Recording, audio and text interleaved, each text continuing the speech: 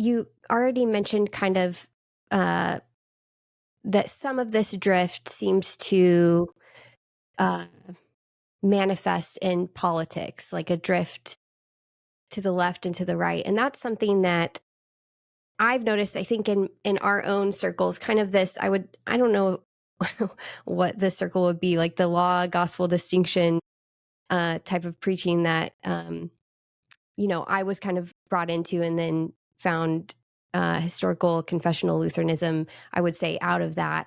Um, but I have seen that in our circles. I've seen people who seem very, you know, on fire for the proclamation of the gospel, for the forgiveness of sins, drift both ways. All of a sudden, all they're talking about online are how much they hate Trump and they hate Republicans, or vice versa. Yeah. It's literally like night and day. It's like the same person on, but it's two different people that are doing this. And then on the right, they're railing about Biden and his policies and all of that. So I'm curious. Do you see that as kind of a main thing that is happening within this drift? I mean, you mentioned it, I think, throughout several of your chapters. How does that kind of play out? And is that, where do you see, I guess, where is the drift? Maybe I'm thinking of kind of the 3 points of gospel centeredness you laid out. Like, where are people drifting if they're drifting into politics on either side of the aisle, do you think?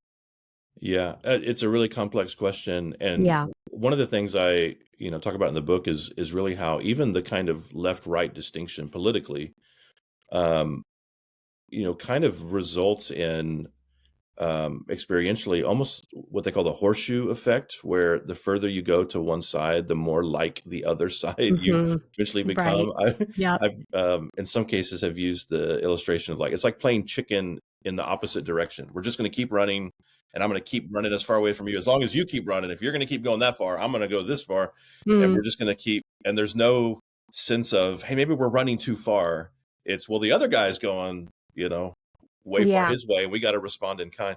It's a very similar thing. And what I find really fascinating is you have it, to the kind of horseshoe theory sort of point. I think when Jesus says things like to his disciples, beware the leaven of Herod and beware the leaven of the Pharisees, he's not giving us a neat political division, leftism versus rightism that would fit neatly overlay on American political Right. Yeah. spectrum.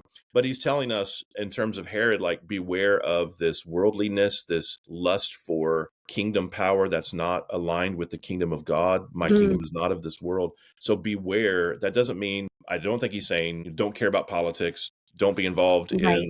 in Yeah. social concerns, those sorts of, but I think he's saying beware of the totalizing that to the point where, might makes right.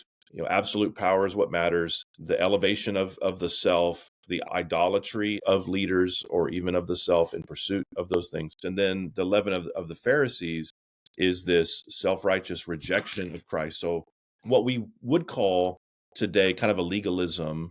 And Hmm. and so we typically identify, um, if we were to, to lay that over, I would say conservative evangelicals, American evangelicals, typically would identify the worldliness with the left and perhaps the, Pharisaism or legalism with the right. And what Mm. is really interesting is in today's political landscape, you have a kind of legalism that's been embraced by the left, a very illiberal Right. sort of approach to liberalism. Like, these are the liberals, but they gave us cancel culture, and they're trying Hmm. to get certain voices off college campuses, and they're foisting certain kinds of speech, policing of speech, and all these sorts of Yeah. things. So it's a very um, legalistic sort of liberalism.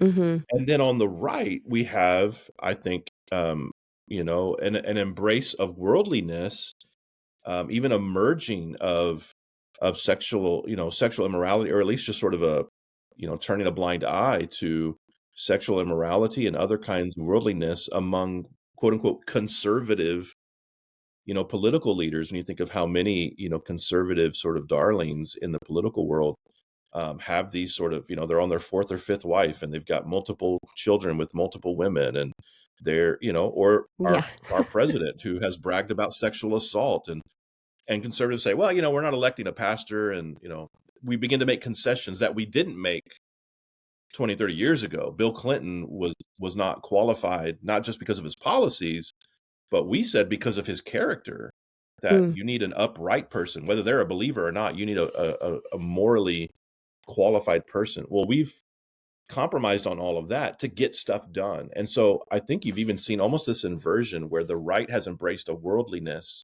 the leaven of mm, Herod, and the left has embraced this legalism, the leaven of the Pharisees. And it makes us more alike than we realize sometimes, I oh, think, yeah. Yeah. but to come back to your question about like, where is that drift from sort of the three premises, I certainly think we see evidences of that. If the whole Bible's about Jesus, and you have guys who rejected the idea of the Bible being a set of moralistic fables when they became young, restless, reformed, or some compendium of instructions and a how-to manual, but now they've adopted it as, the major premise is sort of the rule book or the manual for political theory, and how we ought to run, Hmm. Right. political structures, and it's just a different kind of manual. It's a different kind of how-to book. Yeah. It's not really all about Jesus. It's mainly about how to get things done, how to establish a Christian nation, all those sorts of things. It's a different flavor, but it's still the same hermeneutic, in Mm, some ways. And then, of course, if my ultimate validation is in Christ's performance and not mine, I think we certainly see drift from that in just the way whatever one's views. And again, the answer to gospel, or the implication of gospel centrality is not that we don't care about our nation or society or getting just laws and getting rid of unjust laws, and all of the things that are of political concern. We're to be good citizens in the world wherever mhm, the Lord has sovereignly placed us. But when my validation is in those things rather than in Christ, it's going to make me an anxious person, a fearful person, an mm, angry person. And I think a lot of the besetting sin of sort of the public face of the guys that used to be sold out for this this movement, is just a lot of anger, just a hmm, reviling of the brethren. And whether you agree with them or not, or would go to church with them or not, or align theologically with them or not on secondary and tertiary issues, we've elevated those things. We've made our validation being on the right side of certain perspectives, and we got to mm, protect that at all costs. Which means yeah. when that's threatened, we lash out and we spend our days, calling people names and going after them, and hating each other, which does not commend the kingdom. But we don't care about that. We actually care about getting our position, getting our power sort of expressed.